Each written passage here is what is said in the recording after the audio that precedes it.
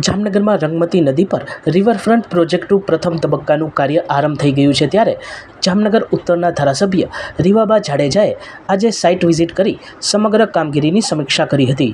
તેમની સાથે સ્થાનિક કોર્પોરેટરો સહિત સિટી એન્જિનિયર ભાવેશભાઈ જાની સહિતના અધિકારીઓ પણ જોડાયા હતા. ધારાસભ્યએ અધિકારીઓ પાસેથી તમામ માહિતી મેળવી જરૂરી સૂચનો કર્યા હતા. ઉલ્લેખનીય છે કે ધારાસભ્ય રીવાબા જાડેજા દ્વારા ભૂતકાળમાં રિવરફ્રન્ટ પ્રોજેક્ટ માટે મુખ્યમંત્રી ભૂપેન્દ્રભાઈ પટેલને લેખિત રજૂઆત કરવામાં આવી હતી, જે નિર્ણાયક સાબિત થઈ રહી છે એમ કહી શકાય.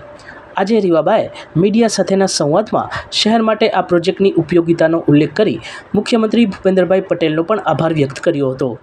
આજરોજ રિવરફ્રન્ટ પ્રોજેક્ટ અંતર્ગત જે પ્રથમ સ્ટેપ છે કે રંગમતી અને નાગમતી નદીને ઊંડી અને પહોળી કરવા માટેની કામગીરી આજથી જ્યારે શરૂ થઈ છે ત્યારે એનું અવલોકન સમીક્ષા કરવા માટે થઈ હું આ વિસ્તારના કોર્પોરેટરશ્રીઓ તેમજ આગેવાનશ્રીઓ અને કોર્પોરેશનની અધિકારીની પૂરી ટીમ સાથે અહીં ઉપસ્થિત થયા છીએ. ટૂંક જ સમયમાં રિવરફ્રન્ટ પ્રોજેક્ટ જ્યારે જામનગરને ભેટ મળવા જઈ રહ્યો હોય ત્યારે ધારાસભ્ય બન્યા પછી જે પ્રથમ એક જે સારું કહી શકાય એવો એક ડ્રીમ પ્રોજેક્ટ જે 78 વિધાનસભાને ખાસ કરીને વધારે સ્પર્શે છે એવો રિવરફ્રન્ટ પ્રોજેક્ટ છે એની રજૂઆત આદરણીય મુખ્યમંત્રીશ્રીને કરેલી અને 500 કરોડનો આ એક હ્યુજ પ્રોજેક્ટ છે જેમાં ફર્સ્ટ ફેઝમાં આપણે 125 CR એટલે કે 125 કરોડની માગણી છે, દરખાસ્ત છે એ સાહેબ પાસેથી કરેલી છે અને ખૂબ જ હકારાત્મક પ્રતિસાદ આદરણીય મુખ્યમંત્રીશ્રી દ્વારા પણ આપવામાં આવ્યો છે અને જેના પ્રથમ સ્ટેપ રૂપે રંગમતી જે જામનગરની ખૂબ એન્શિયન્ટ રિવર્સ છે અને એને પહોળી અને ઊંડી કરવાનું કામ જ્યારે આજે કોર્પોરેશનની ટીમ દ્વારા થઈ રહ્યું છે ત્યારે એની સમીક્ષા કરવા અહીં ઉપસ્થિત થયા છીએ. ફક્ત નદીને ઊંડી અને પહોળી કરવાના કામની સાથે સાથે આ જે નદી છે એમાં ખૂબ ગેરકાયદેસર દબાણો છે, એ દબાણો પણ ટૂંક જ સમયમાં દૂર થશે અને નદીનો જે મુખ્ય પ્રવાહ જે એન્શિયન્ટ જેનો ફ્લો છે એ પુનઃ આપણે સ્થાપિત કરી શકીશું. સાથે સાથે જે વરસાદી પાણી જે છે એ ચોમાસા દરમિયાન એના સંગ્રહ માટે થઈ અને આપણે 7 કરતાં વધારે ચેક ડેમ્સની રિક્વાયરમેન્ટ પણ આ રિવરફ્રન્ટ પ્રોજેક્ટમાં નાખેલી છે અને જે નદી ઊંડી થશે લગભગ 5 ફૂટ કરતાં વધારે છે એ નદી ઊંડી કરવાનું પ્લાનિંગ અહીં કરવામાં આવેલું છે કે જેના કારણે ચોમાસા પછી ઉનાળાની સિઝનમાં પણ નદીમાં જે છે વરસાદી પાણીનું સંવર્ધન થાય અને લોકોને પીવાના પાણીની જે સમસ્યા છે એનો સામનો ના કરવો પડે અને જનજીવન છે એના માટે થઈ અને આ સવલતો ઉપલબ્ધ થઈ શકે અને સાથે ખૂબ જ જે વિકટ પરિસ્થિતિ અતિવૃષ્ટિમાં થતી હોય ચોમાસા દરમિયાન કે નદી કાંઠાના વિસ્તારોમાં પાણી ભરાવાની જે સમસ્યા છે એમાંથી પણ એમને છુટકારો મળે એ માટેનો આ પ્રોજેક્ટ છે અને ખૂબ જ સરસ કામગીરી જેએમસી દ્વારા અને તંત્ર દ્વારા થઈ રહી છે ત્યારે જે એની સમીક્ષા કરવા માટે થઈ અને અહીં ઉપસ્થિત થયા છે. જામનગર મહાનગરપાલિકા દ્વારા સ્ટેન્ડિંગ કમિટીમાં જે ઠરાવ થયેલ છે તે મુજબ લોક ભાગીદારી અને જનભાગીદારીથી રંગમતી નદીને ઊંડી ઉતારવું તેમજ એની માપણી જે DILRની માપણી સૂચ છે તે મુજબ એની પહોળાઈ અને જરૂરિયાત મુજબ ડ્રેસિંગ કરવા માટે હાલે 4 કરોડના ખર્ચે કામગીરી શરૂ કરવામાં આવેલ છે. જેમાં પ્રથમ ફેઝમાં હાલે અત્યારે 4 હિટાચી અને 2 JCB ચાલુ છે. આવનારા દિવસોમાં 15 હિટાચી મશીન અને 15 ડમ્પરથી કામગીરી પૂર્ણ કરવામાં આવશે. લગભગ અંદાજે 45 દિવસ આ કામગીરી ચાલશે. સર, આ કામગીરીનો મુખ્ય હેતુ શું છે? આ કામગીરીનો મુખ્ય હેતુ એક તો ફ્લડ મેનેજમેન્ટ કરવાનો અને બીજું નદીમાં પાણી ભરાઈ રહે તો આજુબાજુના વિસ્તારના જમીનના તળ પાણીના વોટર લેવલ ઊંચું આવે છે. અંદાજિત આ માટેનો ખર્ચો કેટલો છે? ઓવરઓલ પ્રોજેક્ટ તો 500 કરોડનો છે, જે પૈકી ફર્સ્ટ ફેઝમાં 125 કરોડની દરખાસ્ત સરકારશ્રી સમક્ષ મૂકવામાં આવેલ છે, પરંતુ હાલ બેઝિક વર્ક શરૂ કરવામાં આવેલ છે જેમાં 4 કરોડના ખર્ચે અત્યારે કામ કરવામાં આવશે. જામનગર મહાનગરપાલિકામાં જન્મ મરણ શાખામાં રોજ અરજદારોની કતાર જોવા મળે છે. અહીં અવારનવાર સર્વર ડાઉન હોવાના નામે કામગીરી ઠપ રહેતી હોવાની રાવ ઉઠે છે.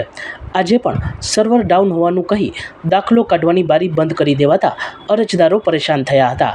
આ મુદ્દે વિપક્ષી કોર્પોરેટર રચનાબેન નંદાણીયાને જાણ થતાં તેઓએ કોમ્પ્યુટર પર આ કામગીરી કરનાર કર્મચારીઓની માથે ઊભા રહી નિરીક્ષણ કરતા સર્વર ચાલુ હોવાનું બહાર આવ્યું હતું અને તેમણે અરજદારોના દાખલા કઢાવી આપ્યા હતા. આ ઘટના જન્મ મરણ શાખામાં કર્મચારીઓની ડિજિટલ કામચોરીનો નમૂનો કહી શકાય. સર્વર ડાઉન હોવાના નામે ગમે ત્યારે કામગીરી સ્થગિત થઈ જતી હોય અરજદારો ધક્કા ખાતા રહે છે. આવું જ ચેકિંગ અન્ય સરકારી ઓફિસોમાં પણ થવું જોઈએ એવી લોકમાંગ ઉઠી છે. હું Rachana madam Nandaniya, ward number 4ની કોર્પોરેટર. આજ ઘણા ટાઈમ પછી અતુલભાઈનો ફોન આવ્યો કે રચનાબેન જન્મ મરણમાં મને થોડોક ડખો લાગે છે અને મારી તબિયત ઠીક નહોતી, હું હમણાં નહોતી આવતી કોર્પોરેશન, એટલે મેં કીધું ચાલો હું આવું છું, તમે પહોંચો. એટલે હું આવતી હતી ને ખરી રીતે તો રસ્તામાં જન્મ મરણના સાહેબ છે ને મેં જોયા. બા એ સાહેબનું નામ નથી બોલતી, એ આમ મને રસ્તામાં મળ્યા, મેં એને જોયા ખરી રીતે. અને પછી મેં નીચે આવીને જોયું તો એ સાહેબ નહોતા. એટલે મેં પૂછ્યું સાહેબ ક્યાં? તો કે કોર્ટમાં ગયા છે. પણ એ કોર્ટમાં નહોતા, મેં એને લીમડા લાઈનમાં જોયા. છતાંય હું કાંઈ બોલી નહીં. તો મેં કીધું ચાર્જમાં કોને મૂકીને ગયા છે? કોર્ટમાં ગયા હોય તો હાલો, કોર્ટમાં ગયા હોય તો કદાચ ઘરે કાગળિયા વાગડિયા લેવા ગયા હોય તો કે ચાર્જમાં એ કે બીજા સાહેબને મોકલ્યા છે. એ સાહેબને મેં તાત્કાલિક બોલાવીને કામ કરવા બેસાડ્યા ને, એટલે એ સાહેબે સીધો અહીંયા બારીમાં ફોન કરી દીધો, એક બારી બંધ કરી દો, બરાબર છે, અને ટોકન દઈ દો. એટલે અતુલભાઈએ મને પાછો કીધું કે રચુબેન નીચે બારી બંધ કરી દીધી. મેં કીધું કેમ? તો કે ખબર નહીં. નીચે જઈને પૂછ્યો મેં કે બારી કેમ બંધ કરી દીધી? તો કે સર્વર ડાઉન છે. એટલે મને કોમ્પ્યુટરમાં બહુ ખબર પડે નહીં. એટલે મેં કીધું હું અહીંયા બેઠી છું, બારી ખોલો અને કોમ્પ્યુટર ચાલુ કરો. પછી જે કોમ્પ્યુટરનું જેને નોલેજ હતું ને એ છોકરાઓને મેં બોલાવ્યા. મેં કીધું છોકરાઓ જુઓ તો આ સર્વર ડાઉન છે. તો જોયું ને તો એક જ સેજ નહીં જેવી ચકેડી ફરતી હતી, બીજું કાંઈ હતું નહીં. સર્વર ચાલુ હતું. મારી સામે જ હું અહીંયા બેસી અને 10 જણાના મેં જન્મ મરણના દાખલા કઢાવડાવીને હું આવી. મેં જોયું કોઈ જાતનું સર્વર ડાઉન નહોતું. પણ ખરી રીતે પબ્લિકને એટલી હદે કોર્પોરેશનવાળા ઉલ્લુ બનાવે છે. એટલે પબ્લિકને કહીને આવી કે હવે આ ટાઈપનો તમારી હારે અન્યાય થાય એટલે સીધા ઉપર ચેરમેનને, મેયરને અથવા વિરોધ પક્ષની ઓફિસમાં ફરિયાદ કરી નાખવાની અને વિડીયો ચાલુ કરી દેવાનું, કોણ આવું કરે છે એના નામની ફરિયાદ કરી દેવાની.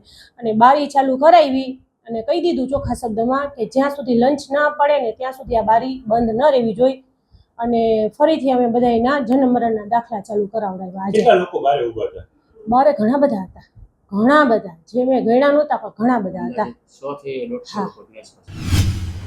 જામનગર જિલ્લા પોલીસ સુરક્ષા સેતુ સોસાયટી અને જીનિયસ ચેસ ક્લબના સંયુક્ત ઉપક્રમે શહેરમાં પ્રથમ વખત ઓપન ગુજરાત ચેસ ટુર્નામેન્ટનું આયોજન કરવામાં આવ્યું હતું, જેમાં વિવિધ જિલ્લાના 100થી વધુ સ્પર્ધકોએ ભાગ લીધો હતો. ધારાસભ્ય દિવ્યેશભાઈ અકબરી તથા કાર્યક્રમના મુખ્ય sponsor Janki maternity and children હોસ્પિટલના ડૉક્ટર નિધિબેન કાનાણી તથા ડૉક્ટર પાર્થભાઈ કાનાણીના હસ્તે ઇનામ વિતરણ કરવામાં આવ્યું હતું. સચોટ સમાચારો સૌથી ઝડપી મેળવવા માટે અમારી ચેનલને સબસ્ક્રાઇબ કરો.